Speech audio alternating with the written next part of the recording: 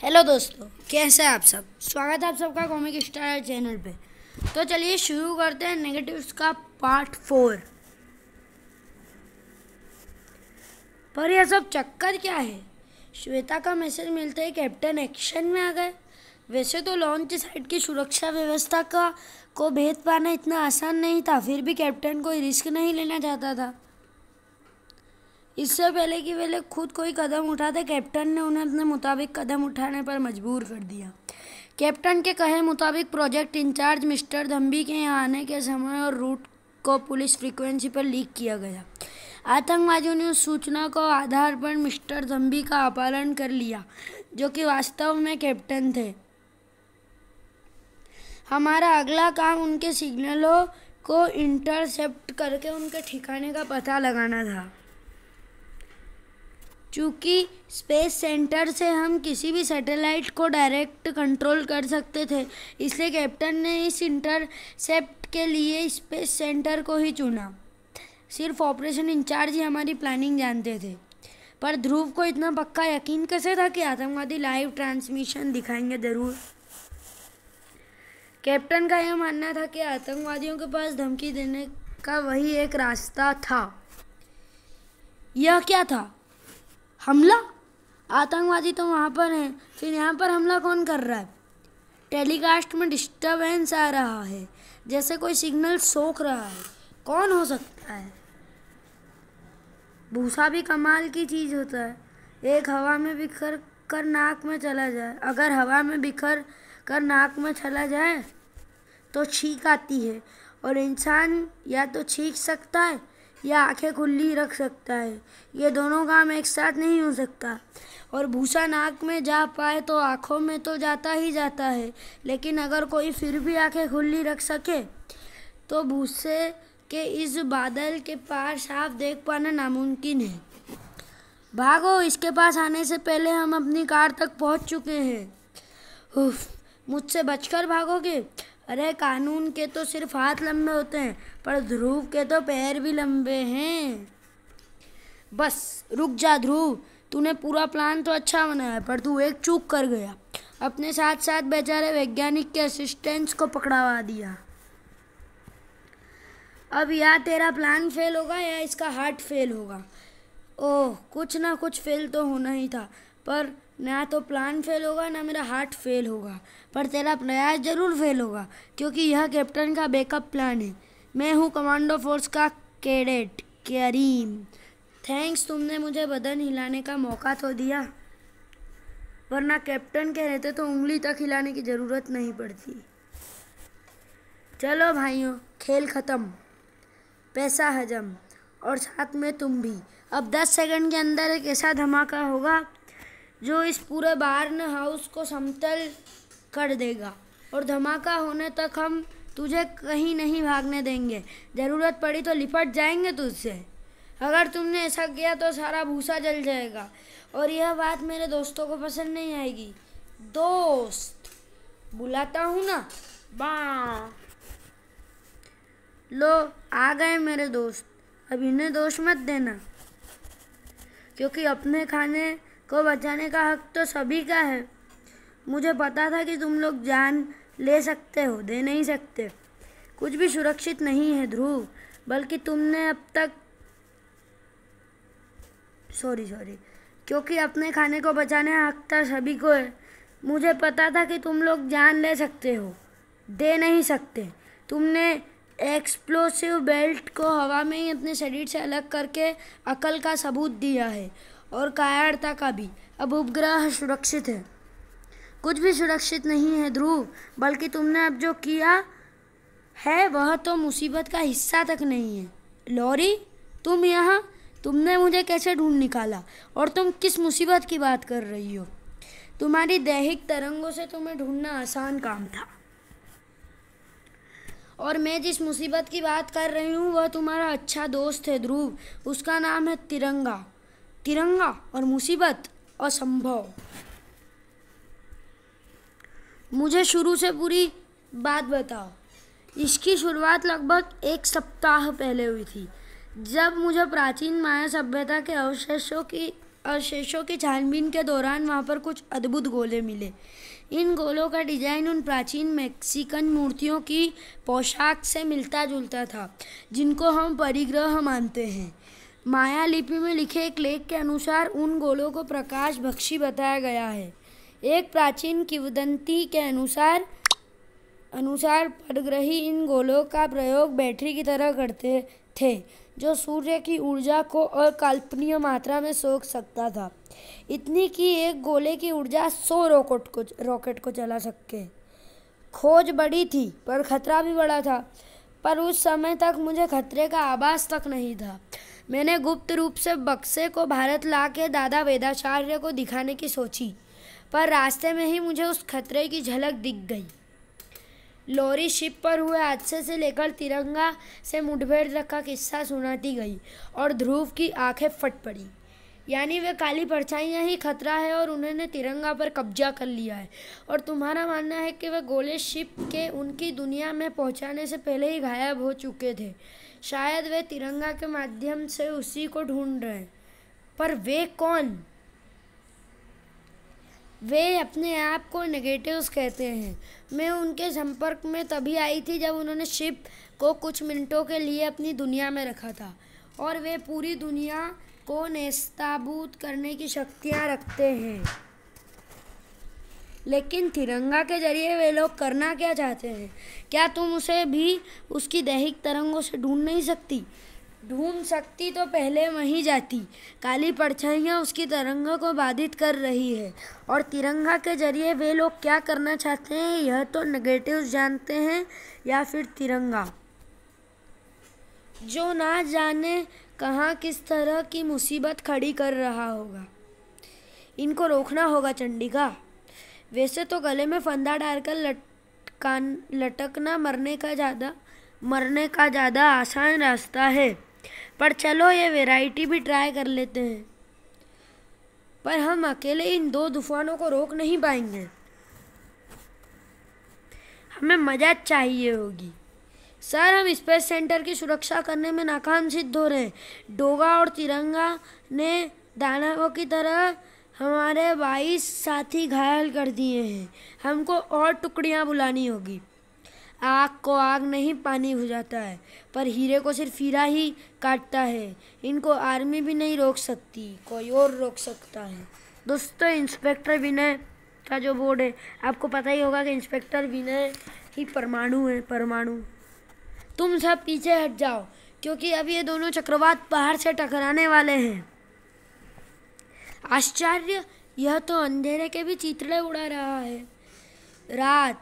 रात्र कालीमार, घुप टूट पड़ो इस पर, इसको और गहरे अंधेरे में ढक लो।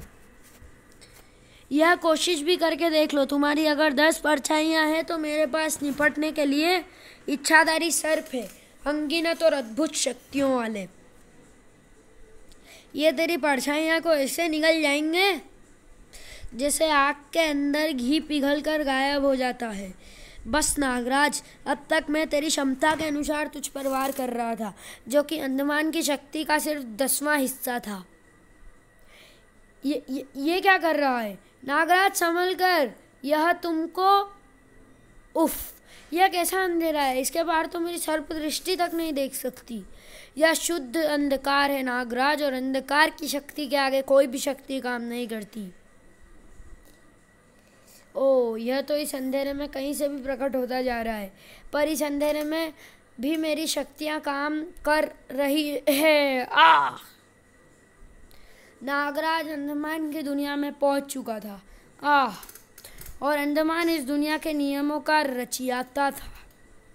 नागराज, तुम इस दुष्ट अंडमान से ऐसे जीत नहीं सकते। तुम्हारे पास इसकी शक्तियों की कोई काट नहीं है। इससे निपटने के लिए भी अंधकार की शक्तियाँ चाहिए। तुम नागों को अपने शरीर में स्थान दे सकते हो, यही तुम मेरे साथ भी कर सकते हो। ऐसे मेरी अंधकार की क्षमता तुम्हारी शक्तियों के साथ जुड़ जाएगी, और तब मुकाबला बराबरी का होगा। परंतु तुम तो इनमें से एक नहीं हो। तुमने गलत समझा था नागराज, पर मैं अपने रक्षक की ऐसी दुर्दशा नहीं देख सकती। अगर तुम पर कोई आँच आई तो मैं अपने आप को कभी माफ़ नहीं कर पाऊंगी।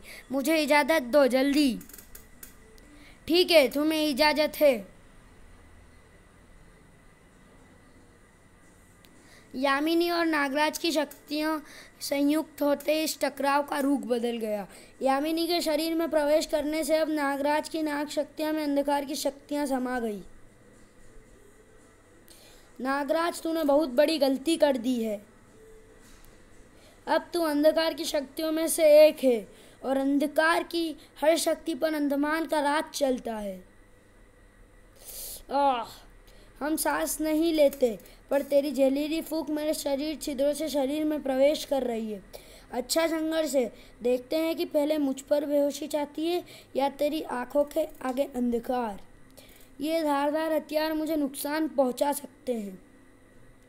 यह कहना मुश्किल है कि मेरी इच्छाधारी शक्ति भी मुझे इस वार से बचा पाएगी या नहीं। अब अगर ये सचमुच समय रहते बेहोश ना हुआ तो मेरा समय यहीं समाप्त हो जाएगा। लेकिन मुझे ऐसा क्यों लग रहा है जैसे ये हथियार मुझ पर उतनी ज़ोरदार तरीके से हमला नहीं कर रहे जितना कि ये कर सकते हैं। क्या सचमुच अंधमान कमज़ोर हो रहा है या इसके पीछे कोई और कारण है? पर इसकी कमज़ोरी के कारण मिले समय का मैं पूरा फ़ायदा उठाऊंगा। उस सर्प नली को बनाने में महज कुछ पलों का वक्त लगा और विष का वार सीधा अंधमान के मुंह पर हुआ। अंधमान के दिमाग पर भी अंधकार और तेजी से हावी होने लगा और उसकी बची कुची चेतना को नागराज के उस भीषण वार ने छीन लिया।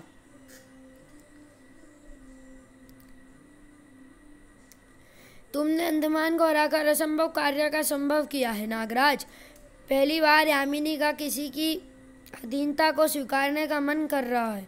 मुझे घुमा फिरा कर बात कहना नहीं आती नागराज। मुझे तुमसे प्रेम हो गया है। एकमात्र तुम में ही तल क्षेत्र के विशाल साम्राज्य को अंडमान जैसे दुष्टों से बचा सकने की क्षमता है। तल क्षेत्र, यह कौन सी जगह है? और तुम कौन हो? क्या है तुम्हारी सच्चाई? सच्चाई पर कान नहीं, सिर्फ आंखें यकीन कर सकती है। तुम्हें खुद देखकर ही फैसला लेना होगा। वैसे भी हमको अंडमान को होश में आने से पहले प्रकाश कोष्ठ में कैद करना होगा। अरे, हम जमीन के नीचे जा रहे हैं? हाँ, क्योंकि सतह से कई किलोमीटर नीचे है हमारी दुनिया।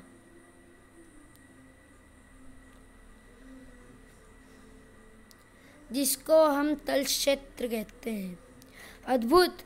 मैं घुप अंधेरे में भी कैसे देख पा रहा हूँ? क्योंकि तुम्हारे पास सर्प दृष्टि है। देखना तो दूर, आम इंसान या सांस भी नहीं ले सकते, क्योंकि यहाँ की वायु के नाम मात्र में क्योंकि यहाँ की वायु में नाम मात्र की ऑक्सीजन है। समझा? पर ये दुनिया है क्या? किसने बनाई ऐसी दुनिया? पहले अंडमान को सुरक्षित कैद में पहुँचा दूँ, फिर विस्तार से बताती हूँ। यह दुनिया बनाई तुम इंसानों ने। सदियों पहले इंसानों में एक खास सजा प्रचलित थी, अंधे कुएं में डालना या फिर इतनी गहराई में दफन कर देना जहाँ तक कि सूर्य की किरण भी नहीं पहुँच सकती थी। यह एक शर्तिया और भयानक अंत होता था। प्राचीन मिस्र में हजारों जीवित लोग मृत फेराओं के साथ पिरामिडों में दफना दिए जाते थे, ताकि वे मृत्यु के बाद भी उनकी सेवा करते रहें। कई बार तो प्राकृतिक आपदाओं ने पूरी की पूरी सभ्यताओं को ही जमींदोज कर दिया, पर सदियों से पृथ्वी की गहराइयों में दफन होने वाले कई लोग मरे नहीं। ये जीवन की अद्भुत सहन शक्ति के कारण उन गहराइयों में भी जीवित रहे। धीरे धीरे उनका स्वरूप अपनी परिस्थितियों के अनुकूल होता गया। भूमिगत लावे की गर्मी उनको जीवन ऊर्जा देती रही और वे अपनी ही परछाइयों में बदल गए। ये बदलाव पृथ्वी के अलग अलग हिस्सों में युगों तक होता रहा, परंतु इसको संगठित करने का काम मेरे पिताजी ने किया। पृथ्वी चाहे सतह पर समुद्रों के कारण बटी हो, पर अंदर से इसका हर भाग आपस में जुड़ा हुआ है। उन्होंने लंबी लंबी भूमिगत यात्राएं की और ऐसी हर भूमिगत बस्ती को आपस में जोड़कर नेगेटिव्स के साम्राज्य की स्थापना की। नेगेटिव्स में अद्भुत शक्तियां थीं और ये शक्तियां और विकसित हो रही थीं। हम एक नई प्रजाति बन गए थे और हम में इतनी शक्ति पैदा हो चुकी थी कि हम सतह पर बसने वाले मानव तक को चुनौती दे सके। और तब अंडमान आया। यह दशकों पहले वेनेजुएला की एक गहरी खान में दफन 75 मजदूरों का नेता था। देखते देखते वह पिताजी का चहेता बन गया, परंतु अंदर ही अंदर उसमें पूरी पृथ्वी पर राज्य करने की इच्छा पनप रही थी, जिसके विरोधी मेरे पिताजी हमेशा से रहे। उसको इसका मौका भी मिला। मैं नहीं जानती कि दुर्घटना थी या हत्या, परंतु एक भूमिगत भूकंप के कारण ऊपर आए लावे में मेरे पिताजी की जलकर मौत हो गई और अंडमान को अपनी योजनाओं को पूरा करने का मौका मिल गया। उसने मुझे यानी नेगेटिव्स के तल क्षेत्र की वेद उत्तराधिकारी को जादू करने वाली चुड़ैल होने का आरोप लगाकर प्रकाश कोष्ठ में कैद कर दिया और खुद पृथ्वी की सतह पर अपना राज्य फैलाने का षड्यंत्र रचने लगा। पर इसकी हमले की तैयारी के कारण मेरी सुरक्षा में ढील हुई और मैं आज़ाद होकर मानवों को सावधान करने के लिए सतह पर पहुंच गई। अंडमान ने मेरा पीछा किया और आगे की कहानी तो तुम जानते ही हो, परंतु अंडमान की योजना क्या है यह तो इसके होश में आने के बाद ही, और ऐसा लगातार होने से जब मानव कमज़ोर हो जाएंगे तो फिर यह उन पर हमला करेगा और उनको गाजर मूली की तरह काट डालेगा।